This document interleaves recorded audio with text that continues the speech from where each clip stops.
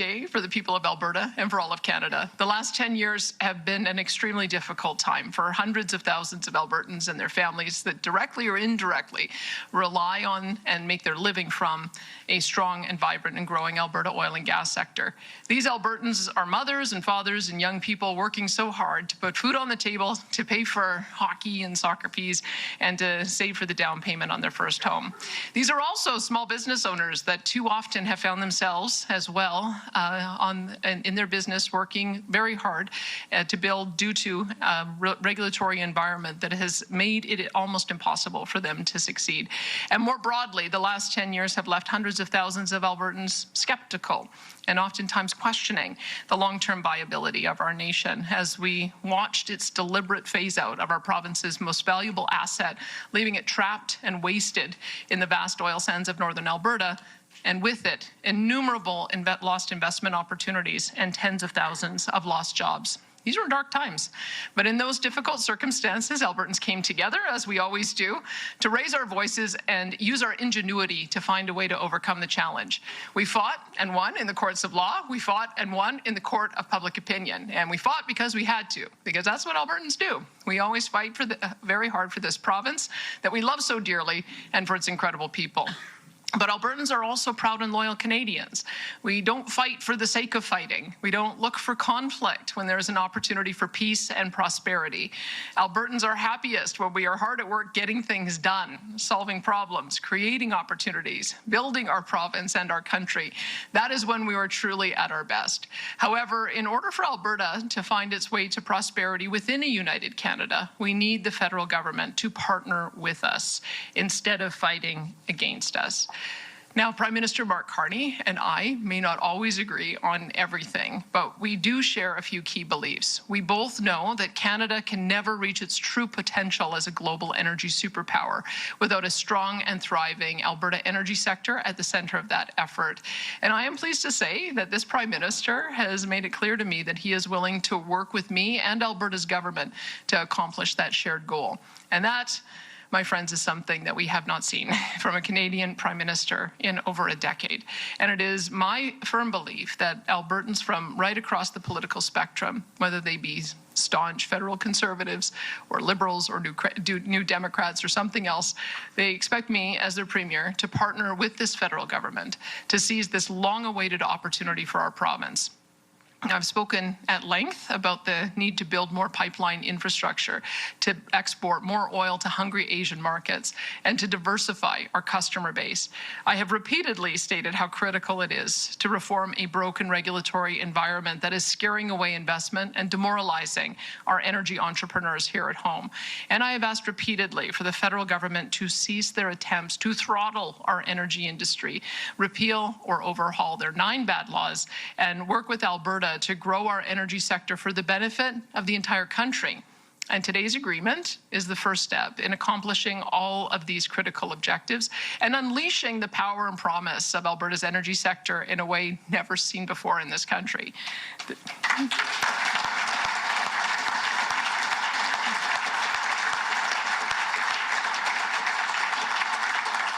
This agreement means the end of the punitive oil and gas emissions caps so that our great energy producers can grow and thrive again.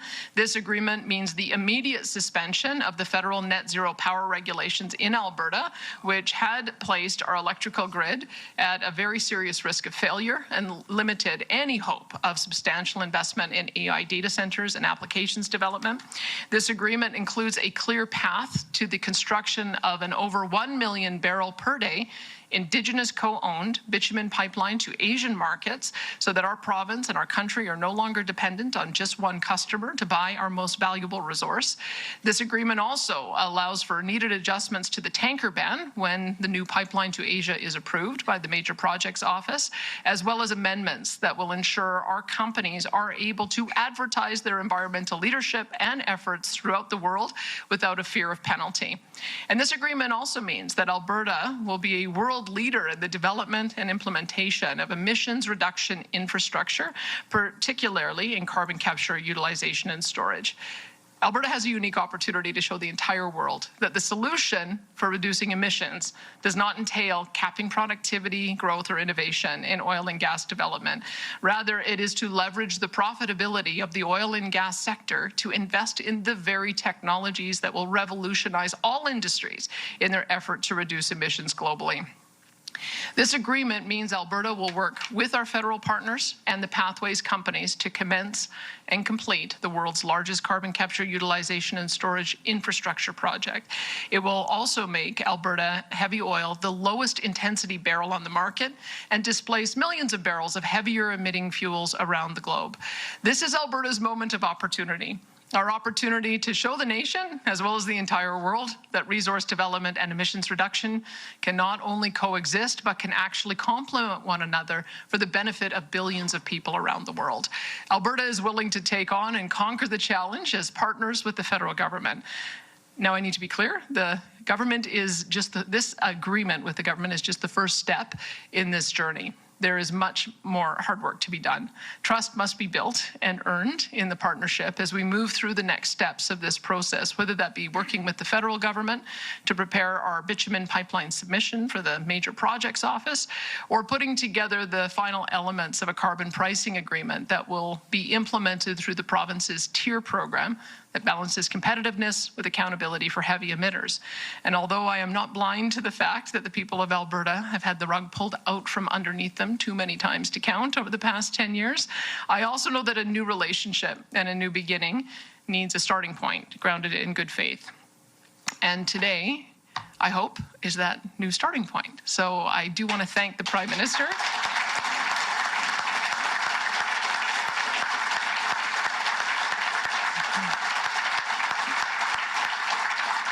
So I do want to thank the Prime Minister as well as his team for working with my team to get this agreement to the finish line. I'd also like to thank our negotiating team, and that included Ministers Jason Nixon and Rajan Sawhney, along with my Chief of Staff, Rob Anderson, and Deputy Ministers Liam Stone and Larry Comeyer for the great work that they did on this initiative. And I'm excited, as is my government and our UCP MLAs, to roll up our sleeves and to continue the work over on this remarkable opportunity for Alberta and for Canada. And with that, I'd be happy to take questions.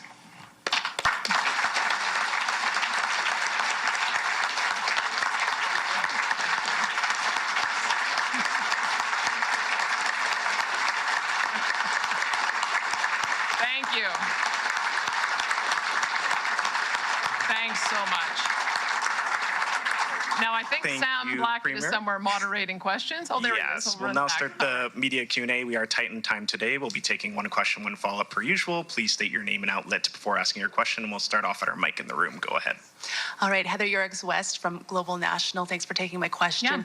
What is your view, Premier, of the power of BC or a First Nation to veto a potential pipeline deal? The MOU talks a lot about consultation, but what happens if an agreement can't be reached? Well, as you can see, the MOU does not contain a veto, but I think that we both recognize jointly that there is a requirement for consultation, and indeed, we believe that there's an imperative for Indigenous ownership. We created the Alberta Indigenous Opportunities Corporation, and it expanded its ability to underwrite up to $3 billion worth of loan guarantees. I see British Columbia also has a similar program. The federal government has a similar program. And so Minister Sawhney has already begun the engagement. She's been to Kitimat, she's been to Prince Rupert, she's been talking with the BC and Alberta nations. And we know that that's hard work that needs to be done, that we will do, we intend to do, and we're looking forward to having genuine consultation and ownership. And as for Premier Eby, I spoke with him last night. And there's lots in the agreement that we can focus on together, where he is supportive of the expansion of the Trans Mountain pipeline capacity. He is supportive of Intraties and working with us on nuclear. He's supportive of working with us on expanding additional LNG export as well as ammonia. So may not be in agreement with everything that is in this proposal, but we're going to have trilateral talks to make sure that we can move forward on the elements in this plan. And my follow-up, do you think this MOU will be enough to distinguish, quell any remaining separatist sentiment that may remain in Alberta? I hope so. I mean, I had always felt that the former government of Justin Trudeau created the independence movement, and my first conversations with Prime Minister Mark Carney were that he could end it. He could take the wind out of it. Because we saw this once before. We saw that independence sentiment was very high in the early 1980s when there was the National Energy Program. But when Brian Mulroney came in and reversed that policy, it disappeared. So I would say that good policy and genuinely addressing the concerns of Albertans is always a pathway to have a good and solid relationship. And I think the Prime Minister understands that. Certainly, based on this agreement, it shows he does, and so I'm hopeful. Thanks. Thanks. Hi, Premier Ezra Levant from Rebel News. The first deadline in the MOU, if I'm reading it right, is April, where the duty is on Alberta to jack up carbon taxes. And the last date in the MOU, if I'm reading it right, correct me if I'm not, is 2040. That's when this pipeline, that's sort of the end date. It can't be any later than that. In terms of building trust with the anti-oil liberals, they're asking Alberta to raise carbon taxes now for a promise of an oil pipeline years or even more than a decade in the future. Does that really build trust?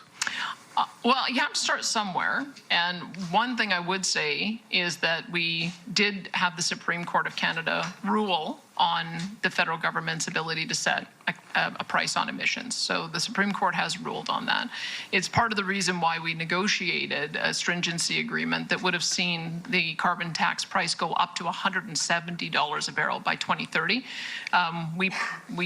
We've demonstrated, and I think the Prime Minister agrees, that's too high, too fast. So that's why we understand that there was always going to be a negotiation around that. We froze the carbon tax at $95, pending consultation with the industry and greater work with the Prime Minister. But remember, Alberta was the first to have an industrial carbon price. They did we implemented that in 2007. It's generated revenues that have allowed us to invest billions of dollars in new technologies, including carbon capture. So there is a commitment on the part of the industry to have a carbon price, and we did do some consultation on that. We're just glad that we have the means to manage it our way in Alberta under our tier program, and you'll see as of April 1st, and no, that wasn't a joke. April 1st is going to be the date that we have an agreement on that front. When it comes to the building of a bitumen pipeline to Asian markets to the BC coast. Though, if you read the MOU, those two things have to happen in tandem. That we have to see the Pathways project proceeding at the same time as an agreement to build that. One is dependent on the other. I don't know that the Prime Minister would have agreed to a new bitumen pipeline without Pathways, and we wouldn't have agreed to Pathways without a new bitumen pipeline. So they are going to be staged. They are going to go on together. We've already had a meeting with Pathways about how we're going to do that. That will require a trilateral negotiation as well. But I'm very hopeful. Since we have used carbon capture technology before for enhanced oil recovery, that's another part of this announcement, is that CO2 will be able to be used for enhanced oil recovery, which should allow us to generate more revenue.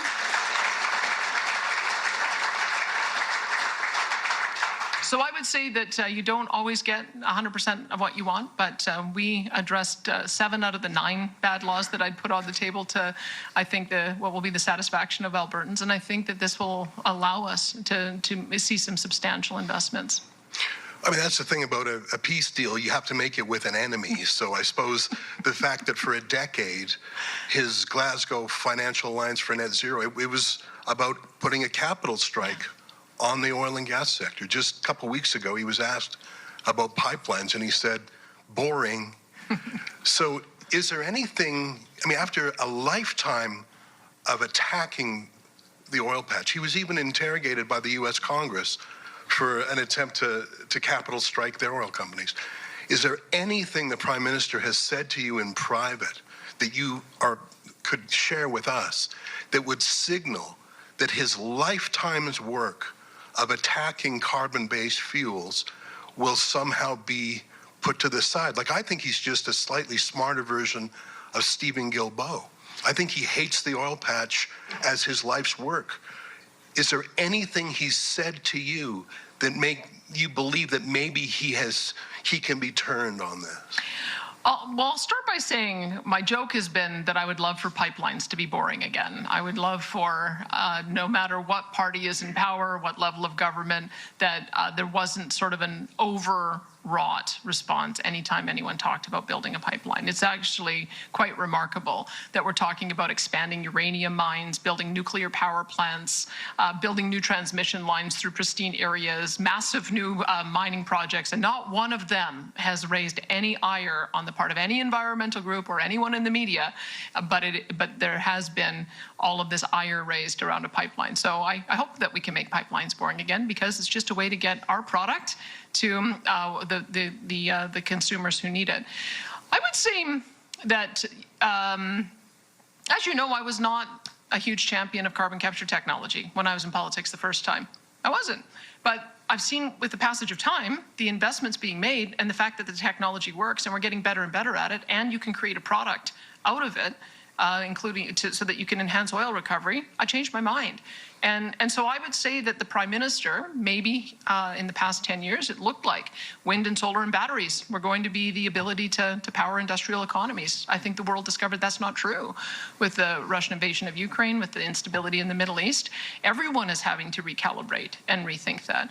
I was recently in the Middle East, and the conversation around the table now is talking about natural gas as a foundational fuel, not a transition fuel. So I think that demonstrates that there is a global understanding of how important it is to have reliable electricity. And so I have to just give the Prime Minister credit for perhaps he's recalibrating his own thinking on this. It certainly seems to be in the agreement that we signed, but we will trust, but we will verify. We will make sure that he lives up to the commitments in this agreement that we had, and we have to proceed somewhere with a measure of good faith. I can tell you 100% that the former Prime Minister would never have moved this far on these issues. We tried for 3 years, we got nowhere. And in my very first meeting with the Prime Minister, I said to him, you know, the way that we can get to an agreement is just orienting around a 2050 target. Our industry is there. We think it's achievable with technology, and you'll see in the context of this MOU that the interim targets are gone. And so that's what we're going to move forward on, and we'll see as we meet these milestones whether I'm correct or whether your skepticism is correct. Thanks. Ezra. Thanks, Ezra. We're going to take one more from the room, then take one or two from the phones before coming back to the room. Go ahead. Hi, Premier. Laura Osmond with The Logic. When it comes to trying to find a proponent for this pipeline, is this MOU enough to start bringing private investment on board? Or in your conversations with potential proponents, are they looking to get farther down the line? At what point do you think you might be able to announce some kind of proponent taking over? Well, I think that the fact that this room filled up with, I think, 24 hours notice gives you an idea of the enthusiasm that we have in the sectors that make billion-dollar investment decisions. And many of the people in this room have been holding on to capital or redeploying it elsewhere. So I think that's going to cause a lot of really interesting conversations now that they've seen the structure of this agreement. We'll know in the coming weeks and months, generally speaking, about final investment decisions. But I've been encouraged to see that even with the announcement in the budget that they were looking at not implementing the emissions cap, which we confirm today. You've seen Enbridge talk about 400,000 barrels a day on their main line that they want to expand. TMX has talked about an additional 400,000 barrels per day that they want to optimize. South Bow, using the old Keystone assets, have talked about a 650,000 barrel a day project. I've been in touch, the folks from the St. Lawrence Seaway Group have been in touch with me saying, can we get oil to Thunder Bay so that we can get it out on tankers to markets in Europe. We have oil by rail projects being talked about going all the way to Nova Scotia and being exported out of Sydney. I'm watching with great interest as Manitoba Premier Wab Kinew negotiates an economic corridor co-owned with First Nations, and whether there's an opportunity for us to also be able to have a pipeline go there and also reach European markets.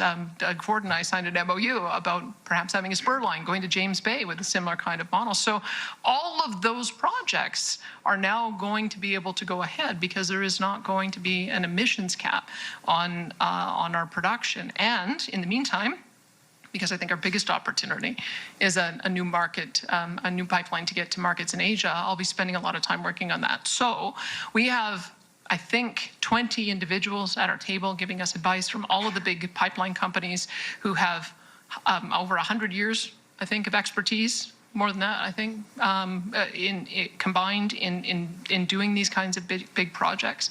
And in the end, you'll see the MOU says that we want a private proponent to build that. I don't think it would be success if we have to have the federal government once again have to pay for an overpriced, expensive pipeline. I think we want to create the conditions so that the private sector has confidence and will build it. So that's what we're working towards. We knew we needed to get through these first few phases, but I'm pretty confident with the people we have at the table that one or a consortium of them, once we establish that it is on the major projects list, will be willing to take this on.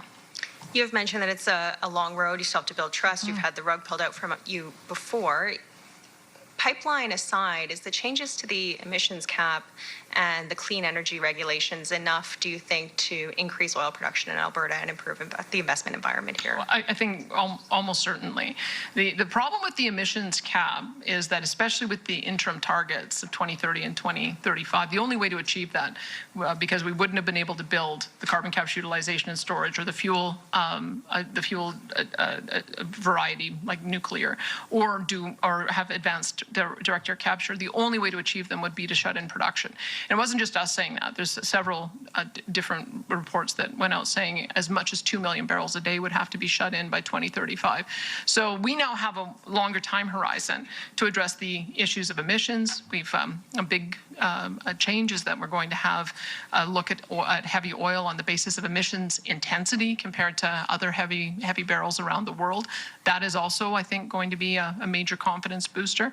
And then on the other side, when I was recently in the Middle East, I talked to a company, Taka, that had talked about wanting to do an AI data center. They were going to build their own natural gas power, but they told me because of the clean electricity regs, which meant they'd have to turn it off in 2035, they didn't even get started.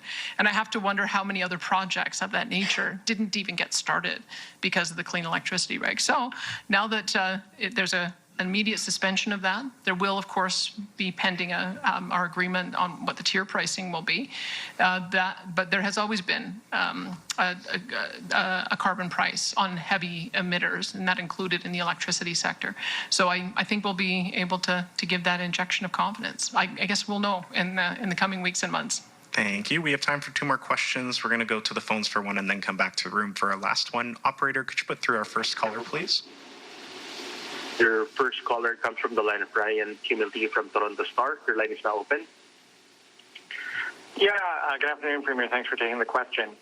The MOU sets out obligations on both Alberta and the government. If the government of Canada lives up to its obligations, but a private proponent doesn't emerge for the bitumen pipeline, is Alberta still committed to increasing its carbon price and the other commitments that you've made on pathways and other projects? Well, as I said, we have always had a carbon price. We were the first to put one in place in 2007. We have just recently made changes to tier to allow those revenues to be recycled back to companies so that they can invest in carbon capture technology. We have put in place our ACIP program, which is our carbon capture incentive program, where we rebate 12% of the cost of any investment in carbon capture. We've got a major center in central Alberta where 10 different direct air capture projects are underway. We have signed agreements not only with the federal government, but with our fellow premiers on looking at how we would add nuclear to the grid. So all of those things are underway. All of those things will continue to go. And what we're very hopeful is that as we stage gate the development of a bitumen pipeline, we'll also do the same thing with the Pathways project. And then we'll be able to have the largest carbon capture project in the world, which I think will also be another major export opportunity for us. So I would say that we showed our commitment when we released our energy development and emissions reduction plan in April of 2023. And most of the elements that we announced then, you'll see are enshrined in this agreement that we have today. And then the coastal First Nations, especially, but certainly BC as well, have said so far publicly, they said they really don't support this pipeline. It seems like the MOU puts bringing those people on side in your court. Can you expand upon how you intend to do that and how you intend to see that happens? Well, I can tell you that there are some leadership in some nations that have been vocal, absolutely. But as you can see, there are some leaders of some nations that are in this room supportive as well. And that's the nuance that happens. That will be, no matter whether it's a nation or whether it's a province or whether it's a political party, there's just different opinions on things. But what this agreement shows is that we're going to work collaboratively to work towards a bitumen pipeline to Asian markets on the West Coast. And when we arrive at a port, that will also have a tanker ban carve-out for that. So I would say that my Indigenous Relations Minister is doing tremendous work on doing the initial engagement, which will ultimately lead to a more formal consultation process. We're beginning with a spirit of goodwill, having had some success with our AIOC. I think that demonstrates credibility in having a meaningful equity ownership stake. And we've had very constructive meetings. I had a very constructive meeting, you may have read, with the Haisla chief and council and others yesterday, where they may not be 100% behind a bitumen pipeline, but they're excited about LNG export. They wanted us to make sure that we knew that Kitimat is a thriving port for all kinds of commodities. And so I think that that's where the relationship begins. Let's talk about areas of agreement, and then let's work through the areas of disagreement. But I think that we will find over time that there are many nations who are also interested in these kinds of projects so they can bring prosperity to their people. And that's our starting point on this. Thank you. And if you're really quick, Premier, we might be able to squeeze in two more. Okay. We'll go to our next to the mic. Sheila Gunn Reid with Rebel News. Just staying on the topic of British Columbia, the Prime Minister has said in the House of Commons just 2 days ago, we believe the government of British Columbia has to agree. Now, just now, after he left the signing with you, his press release says these projects will only be built in consultation and partnership with Indigenous rights holders and British Columbia. So what is the real strength of this MOU when you have a partner who keeps giving veto to British Columbia? Well, you'll see it in the agreement. There's no mention of veto. I think that there obviously has to be trilateral discussions with British Columbia to find areas of common ground, and I think we will. And there's also clearly going to have to be a formal consultation process with Indigenous bands, and we're prepared to do all of that. What I have seen is that there have been a number of projects in British Columbia that may have started off with a lot of opposition that over time we're going to swing away. We're going to